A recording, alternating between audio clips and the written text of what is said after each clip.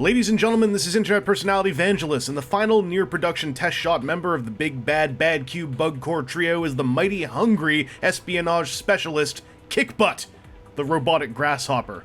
I think butt is a fun word, so please excuse the grin on my face. Trust me, it's there. Kickbutt's a back-kicking mechanical grasshopper with a much more organic shape than the 80s kickback toy. It's got the cartoon model's frontal foursome of tiny legs, but the back legs are much more unique overall. They're actually my favorite part of this mode.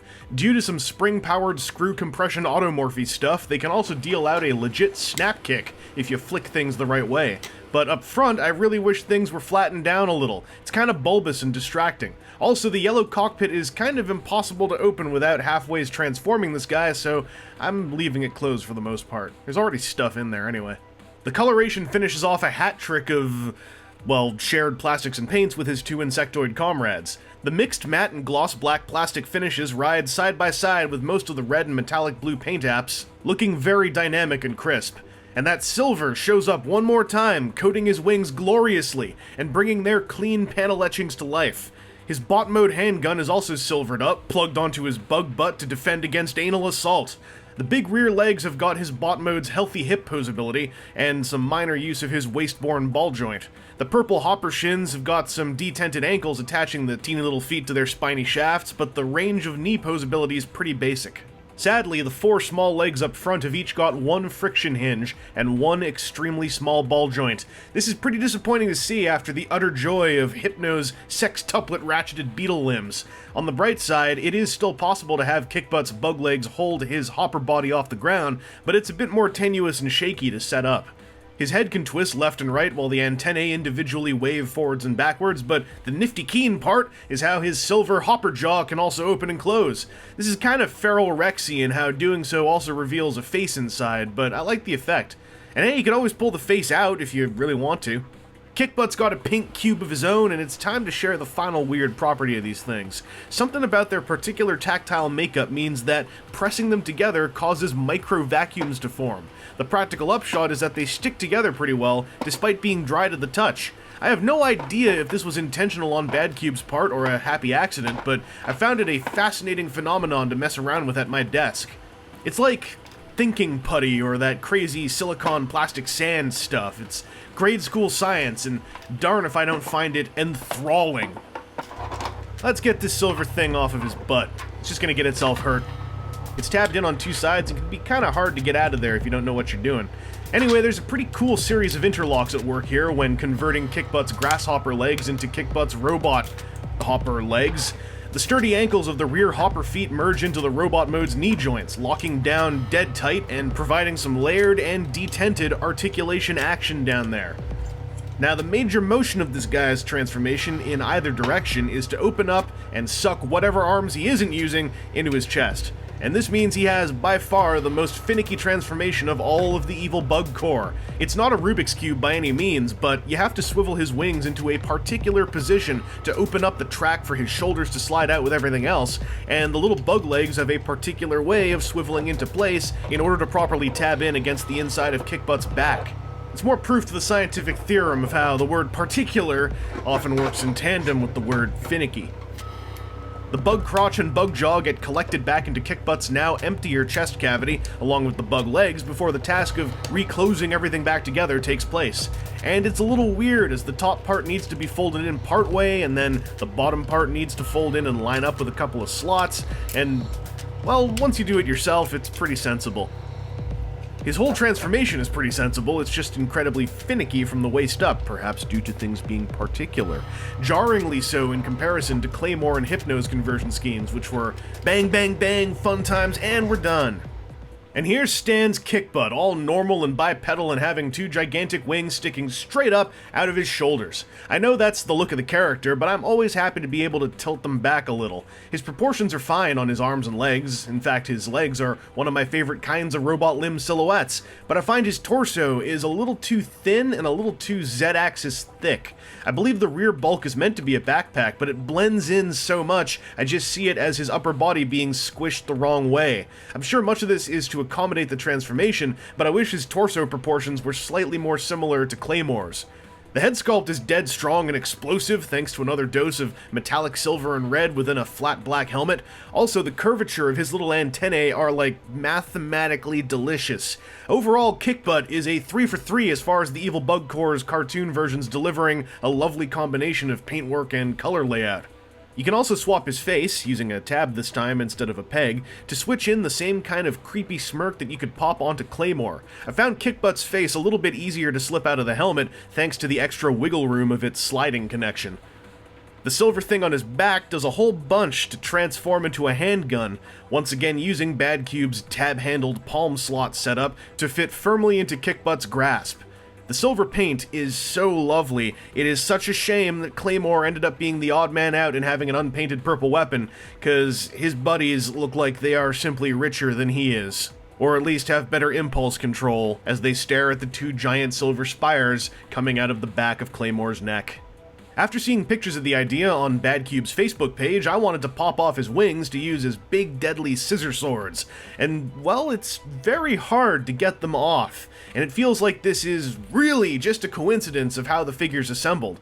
Personally, I wouldn't recommend doing this too often, unless your copy of the figure feels less scary than mine when you get them off their circular friction rings. I believe you can flip the wings around before putting them back on, too, if you want them arching down in robot mode, but they will look ridiculous in grasshopper mode unless you switch them back again before getting him back into grasshopper mode. End of the day, maybe just leave them on stock. See, he's pretty solid, pretty chunky, like the other two. Feels pretty good. This one is the most test shoddy of the three in that he's got a little bit of hink down here I'll talk about in a second, but other than that, you know, the three Evil Bug Corps guys just have this general feel of solid playable fun that happens to also look very cartoon and goofy in the right way. His head is on a number of joints. There's a ball socket thing connecting the whole head assembly in place here, so that can rotate around, but then there's a separate hinge for him to be able to look up, like way up, and then he's got no throat, but whatever. His shoulders are Claymore's big ball socket joints, so once again, if that really bugs you, I apologize. They've got a full amount of range due to the cut in the top. His wings, I like to have them back here. If you want these to be more like some frames of the cartoon or other pieces of artwork, you can have them point straight up. So, you know, I hope you're satisfied. You can also have them come all the way forward if you just want them to have, like...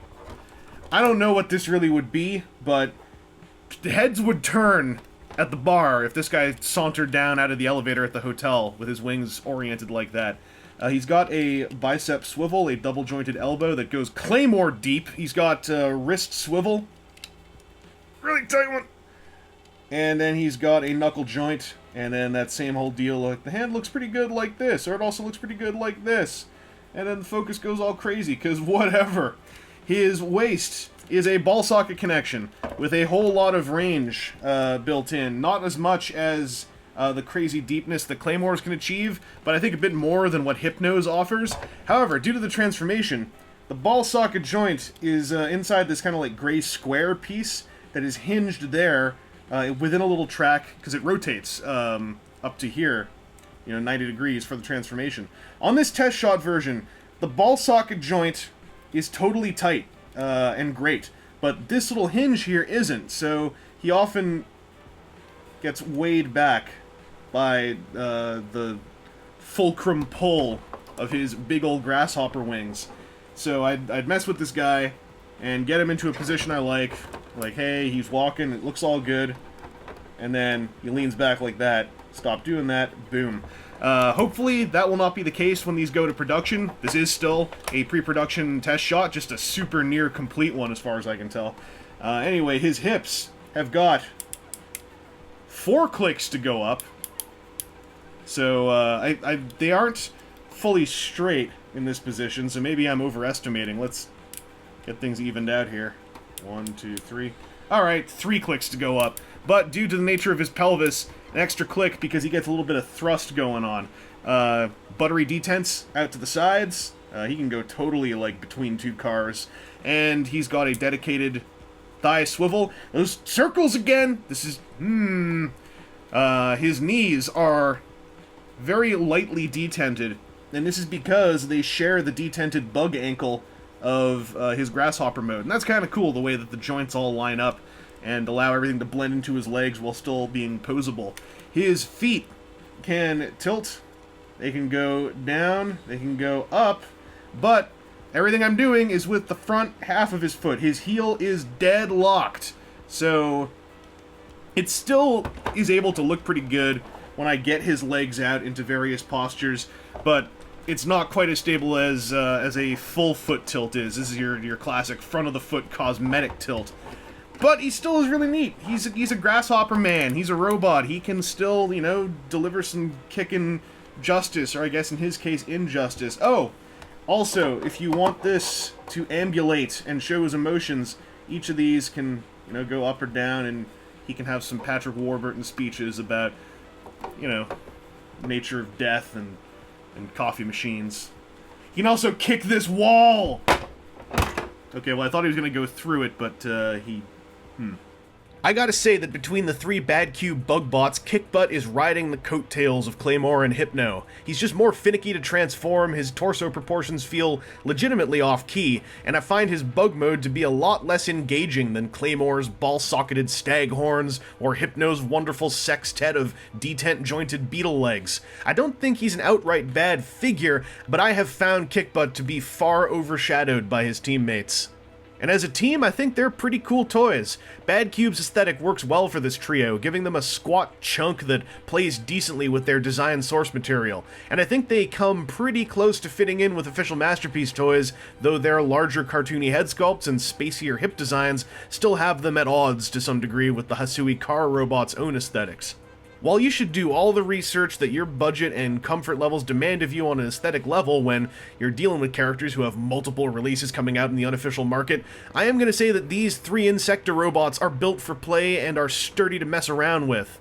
I'm pleasantly surprised by how much at least two of the bug modes have engaged me, and I am very happy to see a lot of the messier aspects of an Insect alt mode stored away cleanly and efficiently in all three robot modes. I hate it when bug legs are just hanging off of limbs and backpacks, and these guys get theirs secured or outright hidden within their bipedal bodies, more or less without fail.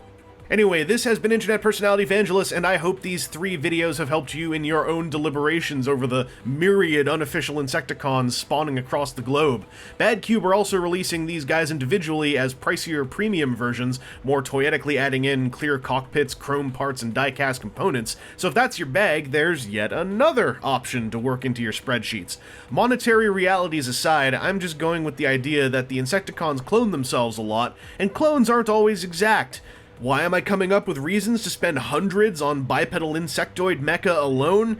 Because I gave in to who I am a long, long time ago.